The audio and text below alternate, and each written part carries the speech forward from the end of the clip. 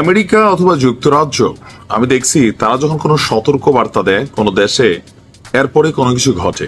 সর্বশেষ যুক্তরাজ্যের একটা সতর্ক বার্তা ছিল যে বাংলাদেশে বড় কিছু একটা ঘটতে যাচ্ছে। আমাদের সতর্কতা ছিল ভারতের সাথে সীমান্তবর্তী অঞ্চলগুলোতে অথবা পার্বত্য অঞ্চলে অথবা ইস্কন ইস্যুতে, কিন্তু ঘটনা ঘটলো ধানমন্ডি 32-এ। ঘটলো কিনা এটা কিন্তু একটা আলোচিত ঘটনা ছিল।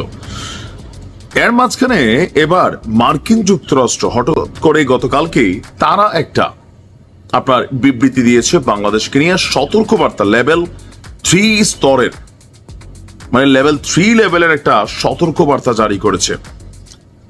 বাংলাদেশের চলমান নাগরিক অস্থিরতা, অপরাধ এবং সন্ত্রাসবাদের ঝুঁকি উল্লেখ করে মার্কিন যুক্তরাষ্ট্রের স্টেট ডিপার্টমেন্ট বাংলাদেশ ভ্রমণে ত্রিস্তরীয় অথবা লেভেল 3 সতর্কবার্তা জারি করেছে।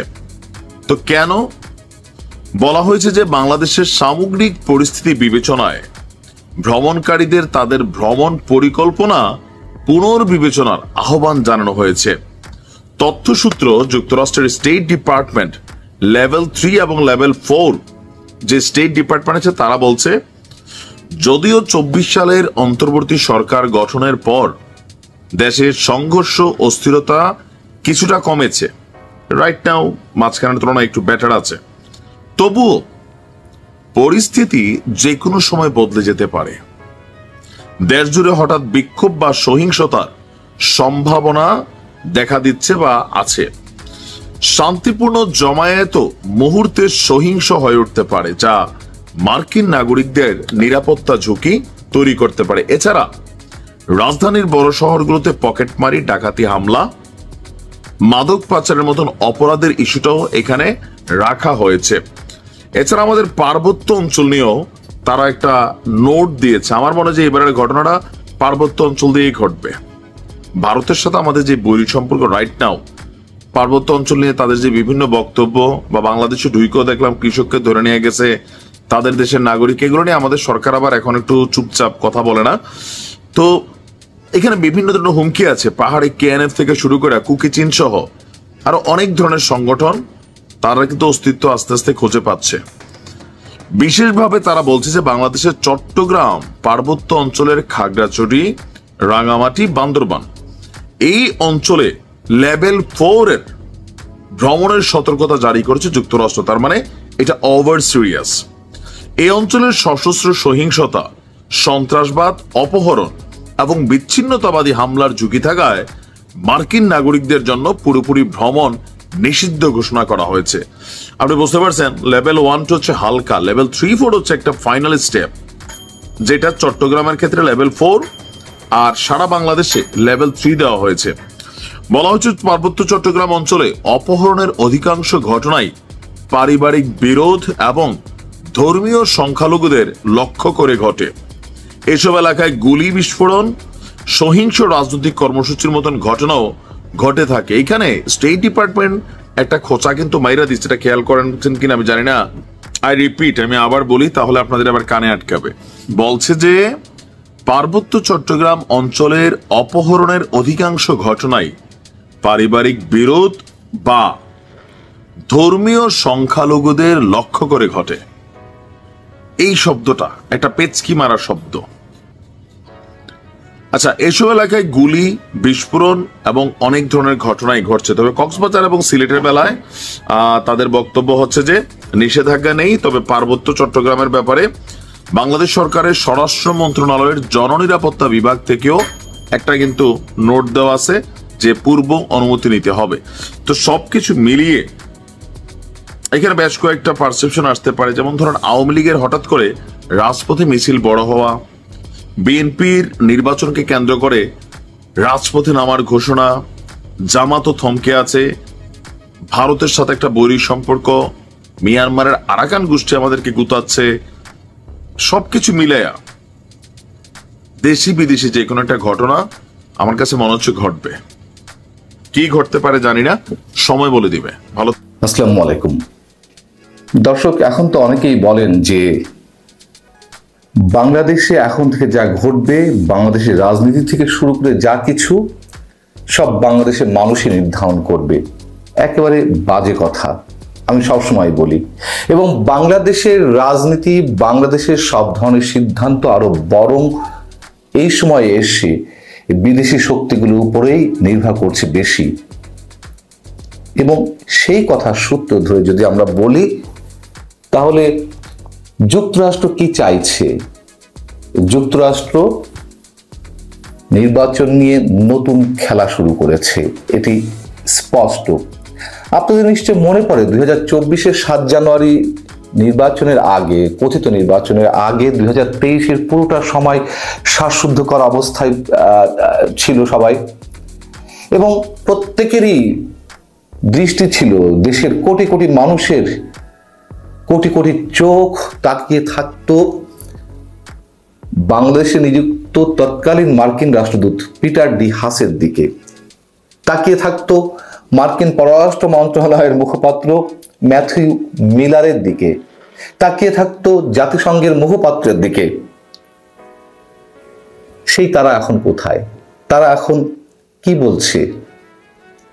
আপনাদের নিশ্চয় মনে পড়ে 2023-এর মেতে ভিসা নিষেধাজ্ঞা আরোপ করা হলো বাংলাদেশের গণতান্ত্রিক নির্বাচনী প্রক্রিয়াকে ক্ষতিগ্রস্ত করার চেষ্টা যারা করবে অথবা অবাধ সুষ্ঠু নির্বাচনের পথে যারা বাধা হয়ে দাঁড়াবে তাদের উপরে।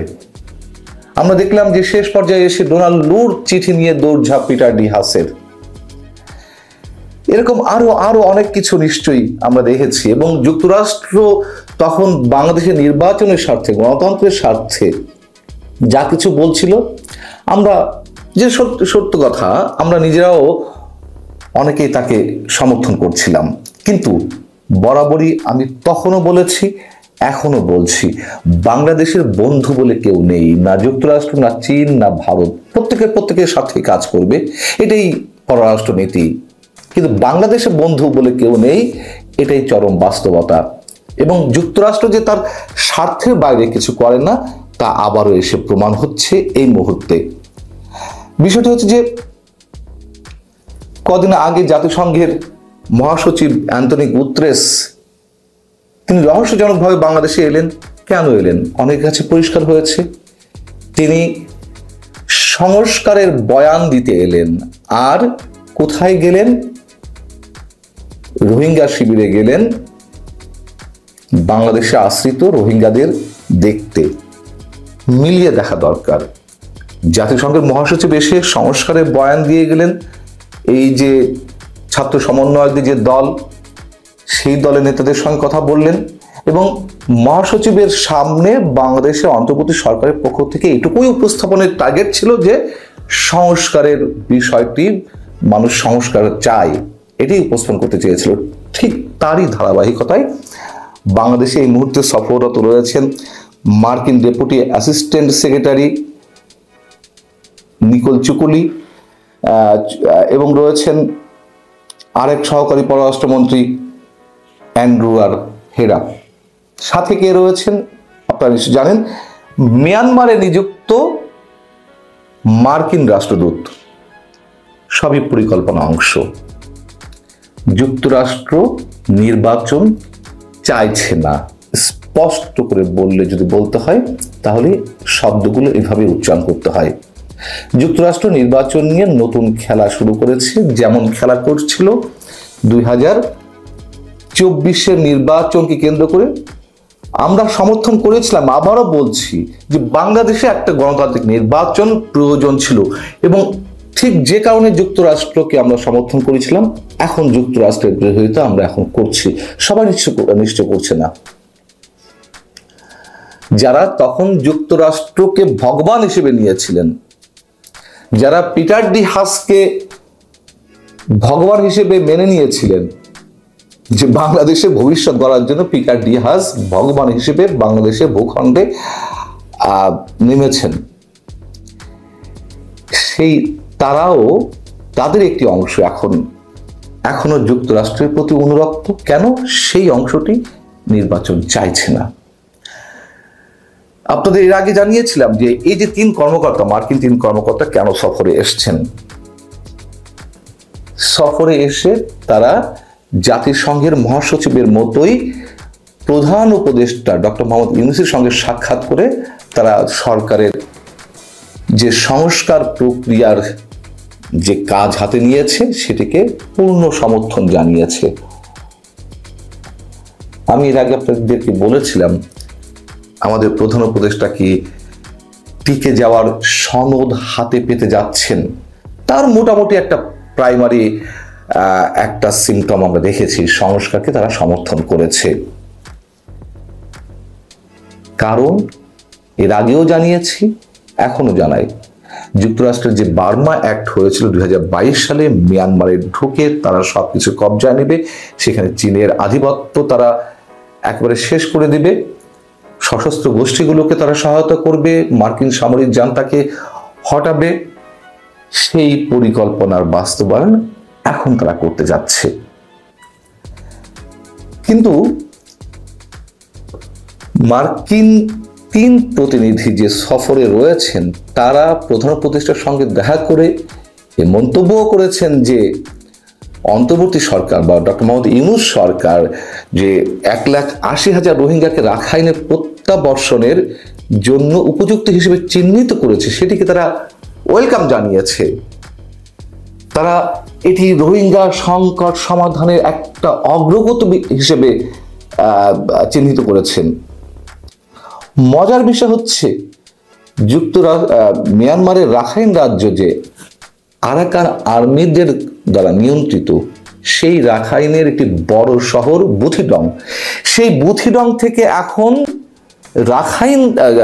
আরাকান আর্মিদের মাধ্যমে আরাকান আর্মিদের দ্বারা নির্যাতিত হয়ে অনেক রোহিঙ্গা আবারও বাংলাদেশে প্রবেশে অপেক্ষা রয়েছে বা কেউ কেউ ঢুকেছেন, এটা তো আমরা সবাই জানি। তাহলে সেই রাখাইন আর্মিদের কিভাবে আমরা কনভিন্স করলাম যে আমরা রোহিঙ্গাদেরকে পাঠাবো যারা বাংলাদেশে আশ্রিত রয়েছে 1,80,000? আমাদের সামনে যা কিছু তুলে ধরা হচ্ছে অন্তর্বর্তী সরকারের পক্ষ থেকে, স্পষ্ট করে বলি, স্পষ্ট ভাষায় বলতে চাই, এগুলো ঘুম পাড়ানিয়া গান। আমাদেরকে ছেলের হাতের মোয়া দেখিয়ে ভোলানোর চেষ্টা করা হচ্ছে। এবং রাখাইনে বা মিয়ানমারে মানবিক সহায়তার নামে যে করিডোর চাইছে যুক্তরাষ্ট্র, সেই করিডোরের কথা জাতিসংঘের মহাসচিব বলে গিয়েছিলেন, সেই করিডোরের দাবি নিয়েই এসেছে মার্কিন প্রতিনিধি। আর করিডোরের মাধ্যমে কি মানবিক সহায়তা যাবে, কাদের উদ্দেশ্যে মানবিক সহায়তা যাবে? যাবে অস্ত্র, যেটি আমরা আশঙ্কা করছি। শেষ করি একটা কথা দিয়ে, শেখ হাসিনার পতনটা ঘটার অন্যতম কারণ, অনেকগুলো কারণ তো রয়েছে, তার অন্যতম একটি কারণ শেখ হাসিনা 2 নৌকায় পা দিয়েছিলেন, একদিকে ভারত, একদিকে চীন। তার মধ্যে এ নিয়ে একটা দম্ভ কাজ করেছিল যে তিনি সবাইকে ম্যানেজ করে রাখতে পারেন। তিনি আমেরিকাকে বুড়ো আঙুল দেখিয়ে 2 নৌকায় পা দিয়েছিলেন। ঠিক একই অবস্থা সম্ভবত আমাদের প্রধান উপদেষ্টা ডক্টর মোহাম্মদ ইউনূসের ক্ষেত্রেও। তিনি আমেরিকাকেও হাতে রাখতে চাইছেন, চীনকেও হাতে রাখতে চাইছেন, এদিকে বুড়ো আঙুল দেখানো হচ্ছে ভারতকে। পারবেন শেষ পর্যন্ত টিকে থাকতে? এবং তারপরে একেবারে শেষ মুহূর্তে একটি কথা যদি বলি, যে